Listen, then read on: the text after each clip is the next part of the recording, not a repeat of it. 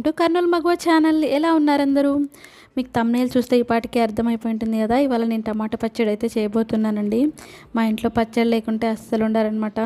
పప్పు కానీ సాంబార్ కానీ ఏదైనా పక్కన కాంబినేషన్గా పచ్చడి ఏదో ఒకటి ఉండాల్సిందే.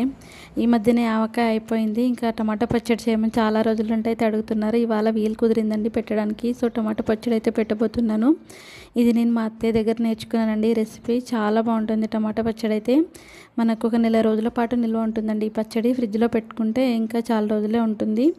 సో లేట్ చేయకుండా టమాటా పచ్చడి ఎలా చేయాలో ప్రాసెస్లోకి అయితే వెళ్ళిపోదాము. వీడియో చివరి వరకు స్కిప్ చేయకుండా చూడండి. నా వీడియో ఇప్పుడే సబ్స్క్రైబ్ చేసుకోకపోతే మన కర్నూలు మగువ ఛానల్ని సబ్స్క్రైబ్ చేసుకోండి. ముందుగా ఒక 2 కేజీల టమాటాలని తీసుకోవాలండి. ఎర్రవి బాగా పండినవి, అలాగే గట్టిగా ఉండాలన్నమాట, మెత్తపడకూడదు. ఆ టమాటాలని తీసుకొని శుభ్రంగా కడిగి ఒక పొడి క్లాత్ మీద ఆరబెట్టుకున్నాను. 15 నిమిషాల పాటు గాలికి ఆరనివ్వాలండి. ఆరిన తర్వాత లావు ముక్కలుగా కట్ చేసుకొని ఒక గిన్నెలో వేసుకోవాలి. నేను ఈ గిన్నెలో వేసుకొని ఉడికించుకుంటున్నాను. ఈ గిన్నె నిండుగా ఇట్లా కొలత చెప్పిందనమాట మా అత్త. ఎప్పుడు ఇట్లానే చేసేది ఈ గిన్నెలోని. ఇది పొయ్యి మీద పెట్టి ఒక 5 నిమిషాలు మగ్గిన తర్వాత ఒక నిమ్మకాయ సైజ్ అంత చింతపండు తీసుకొని ఆ టమాటాల మధ్యలో పెట్టి మరొక అరగంట పాటు ఉడికించుకోవాలండి. ఎలా ఉడకాలి అంటే టమాటాలో ఉన్న నీరు మొత్తం ఇంకిపోవాలన్నమాట. అట్లా ఉడకాలి, నీరు ఏమీ లేకుండా టమాటాలు చాలా మెత్తగా ఉడికిపోవాలండి. అట్లా ఉడికిన తర్వాత ఒక టీ గ్లాస్ అంత కారం వేసుకోవాలి. నేను వీడియోలో చూపించాను కదా, ఆ గ్లాస్ నిండా కారము, అలాగే ఆ గ్లాస్ నిండుగా ఉప్పు అయితే వేసుకోవాలండి. మరి నిండుగా కాదు, కొంచెం తగ్గించినా పర్వాలేదు. గ్లాస్ నిండుగా ఉప్పు వేసుకోవాలి. అలాగే 2 టేబుల్ స్పూన్లు ఆవాలు, 1 టేబుల్ స్పూన్ మెంతులు దోరగా వేయించి నేను పొడి కట్టి పెట్టుకున్నానండి. ఆ పొడిని ఇందులో వేస్తున్నాను. బాగా కలిపి మూత పెట్టాలండి. మూత పెట్టి అది చల్లారనివ్వాలన్నమాట. ఈ టమాటా మిశ్రమం మొత్తం చల్లారనివ్వాలి.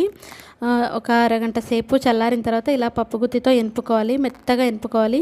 కొంతమంది మిక్సీకి అయితే వేస్తారండి, కానీ నేను మిక్సీకి వేయను. అట్లా వేస్తే మరి పేస్ట్లా ఉంటుంది, అసలు బాగుండదు అనమాట. పప్పు గుత్తితో ఎనిపిన తర్వాత అది మెత్తగా అయిపోతుంది కదా. ఇప్పుడు దీనిలోకి పోపు వేసుకుందాం. పోపు కోసం నేను ఇక్కడ రెడీ చేసుకుంటున్నానండి. నూనె వేసుకోవాలి. మనం పచ్చడిని చూసి దానికి తగినంత నూనె అయితే వేసుకోవాలండి. నూనె వేడైన తర్వాత 1 టేబుల్ స్పూన్ జీలకర్ర, 1 టేబుల్ స్పూన్ ఆవాలు, ఒక 4-5 ఎండుమిర్చి వేసుకోవాలి. వేసుకొని దానిలోకి ఒక గడ్డ వెల్లుల్లిపాయలు మొత్తం ఒలిచి నేను కచ్చాపచ్చాగా దంచి పెట్టుకున్నానండి.